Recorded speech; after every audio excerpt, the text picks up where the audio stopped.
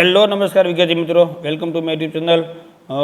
PSC પરીક્ષાની અંદર આપણે આજે જોવાનું છે મિત્રો સામાન્ય જ્ઞાન, સંપૂર્ણ સામાન્ય જ્ઞાન પ્રકરણ નંબર 1 થી 12 બરાબર. જે 15 માર્કના પ્રશ્નો તમને આપેલા છે, જેમાં આપણે જોઈએ કે ભાઈ તમને કેવા કેવા પ્રકારના પ્રશ્નો જે છે પરીક્ષાની અંદર તમને પૂછાઈ શકે છે. તો આપણે શરૂઆત કરીએ મિત્રો પ્રશ્ન નંબર 1 થી આપણે શરૂઆત કરીએ કે ભાઈ પ્રશ્ન નંબર 1, વિશ્વની સૌથી પ્રાચીન પર્વતમાળા કઈ મનાય છે? એટલે કે વિશ્વની સૌથી પ્રાચીન પર્વતમાળા કઈ જે છે મિત્રો, તો કે એ આવશે મિત્રો અરવલ્લીની પર્વતમાળા જે છે એ વિશ્વની સૌથી પ્રાચીન પર્વતમાળા છે.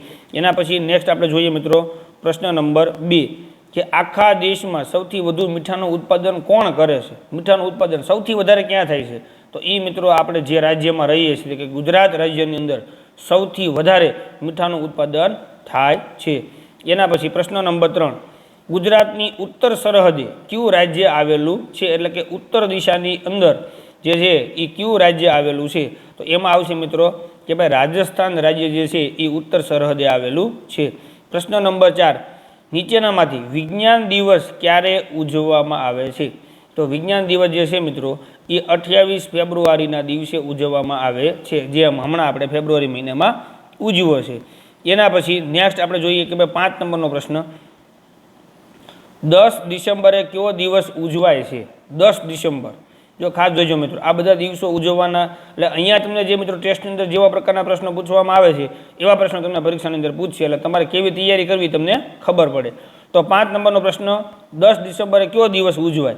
તો 10 ડિસેમ્બરે મિત્રો રાષ્ટ્રીય ગ્રાહક દિવસ ઉજવવામાં આવે છે. એના પછી નેક્સ્ટ આપણે 6 નંબરમાં જઈએ કે ભાઈ 12 માર્ચે શું ઘટના બની હતી? તો 12 માર્ચે મિત્રો કઈ ઘટના બની હતી? તો કે 12 માર્ચમાં દાંડી યાત્રા દિનની શરૂઆત થઈ હતી, આ ઘટના બની હતી. એના પછી નેક્સ્ટ આપણે જોઈએ મિત્રો 7 નંબરનો પ્રશ્ન કે ભાઈ 8 માર્ચ કયો દિવસ ઉજવાય છે? 8 માર્ચના દિવસે કયો દિવસ ઉજવવામાં આવે છે? તો એ આવશે મિત્રો 8 માર્ચ, એટલે કે વિશ્વ મહિલા દિવસ તરીકે ઉજવવામાં આવે છે. આ બધા દિવસો મિત્રો ફરજિયાત પૂછાય એવા છે બધા. એના પછી નેક્સ્ટ આપણે ચર્ચા કરીએ તો કે તમારા મમ્મીના ભાઈની દીકરીની ભાઈની દીકરાની મમ્મીને શું કહેવાય? બરાબર. તો હવે તમારા મમ્મી, આપણા મમ્મીના ભાઈ જે છે એને આપણે શું કહીશું મિત્રો? મામા કહીશું. શું કહીશું? મામા. હવે મામા એટલે કે ભાઈની દીકરાની મામાનો દીકરો, બરાબર, મામાનો દીકરો જે છે એ દીકરાની મમ્મીને, આ દીકરાની પછી શું છે? મમ્મી છે ને આપણે શું કહીશું? મામાનો દીકરો હોય એની મમ્મીને આપણે શું કહીશું મિત્રો? મામી. સમજાય છે ને? બરાબર. આવી રીતે તમારે પ્રશ્નોના જવાબ દેવાના છે. એના પછી આપણે નેક્સ્ટ જોઈએ મિત્રો 9 નંબરનો પ્રશ્ન, સ્ટીમ એન્જિન એટલે કે વરાળ યંત્રની શોધ કોણે કરી હતી? તો વરાળ યંત્રની શોધ જે છે મિત્રો એ જેમ્સ વોટ નામના વૈજ્ઞાનિકે કરી હતી. એના પછી નેક્સ્ટ આપણે જોઈએ 10 નંબરનો પ્રશ્ન કે ક્યુ પંખી પાંદડા સીવીને ઘર માળો બનાવે છે? કે ક્યુ પંખી એવી છે કે માળો જે સીવીને બનાવે તેનું નામ જ છે મિત્રો દરજીડો. દરજી સીવવાનું કામ કરે, એટલે એવી રીતે તમે યાદ રાખી શકો, દરજીડો જે છે એ પાંદડા સીવીને માળો બનાવે છે. એના પછી 11 નંબરનો પ્રશ્ન, પારસી લોકોના પવિત્ર પુસ્તકનું નામ જણાવો. બરાબર. તો પારસી લોકો જે છે એના પવિત્ર પુસ્તકનું નામ છે મિત્રો અવેચ્છા. શું નામ છે? અવેસ્તા. બરાબર. આ એના પુસ્તકનું નામ છે. એના પછી નેક્સ્ટ આપણે જોઈએ મિત્રો 12 નંબરનું કે ભાઈ એસએમસીનું પૂરું નામ જણાવો. બરાબર. તો એસએમસીનું પૂરું નામ છે શાળા વ્યવસ્થાપન સમિતિ. SMC, શાળા વ્યવસ્થાપન સમિતિ. બરાબર. સ્કૂલ મેનેજમેન્ટ કમિટી એનું અંગ્રેજીમાં નામ છે, આ ગુજરાતીમાં શાળા વ્યવસ્થાપન કમિટી. એના પછી નેક્સ્ટ આપણે જોઈએ મિત્રો તો કે 13 નંબરનો પ્રશ્ન, ગ્રામ પંચાયતના વહીવટી અધિકારીને શું કહેવાય? ગ્રામ પંચાયતમાં જે વહીવટી અધિકારી હોય એને કહેવાય તલાટી કમ મંત્રી. ગ્રામ પંચાયતની અંદર તમને બધાને ખબર છે દરેક ગામની અંદર હોય છે. 14 નંબરનો પ્રશ્ન, આ નિશાની શું દર્શાવે છે? તમને આ નિશાની આપેલી છે, એ નિશાની શું બતાવે મિત્રો? તો કે ભાઈ એ નિશાની જે છે એ રાજ્યનું પાટનગર દર્શાવે. શું દર્શાવે? રાજ્યનું પાટનગર.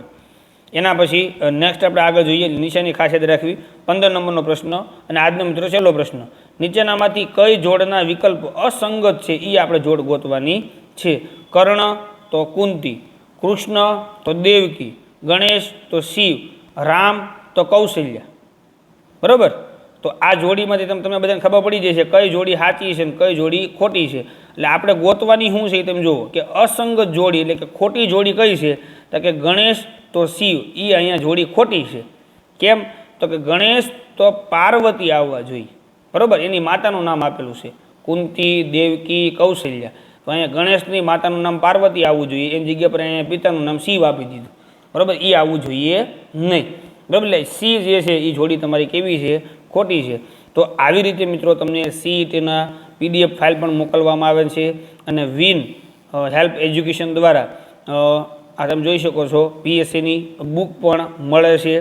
બરાબર, સસ્તા ભાવમાં તમને ડિસ્કાઉન્ટમાં મળવાપાત્ર છે. એ ઉપરાંત ગ્રુપની અંદર તમે જોઈન્ટ થશો તો તમને આવી 15 માર્કની તમને OMR સીટ પણ તમને મળી રહેશે.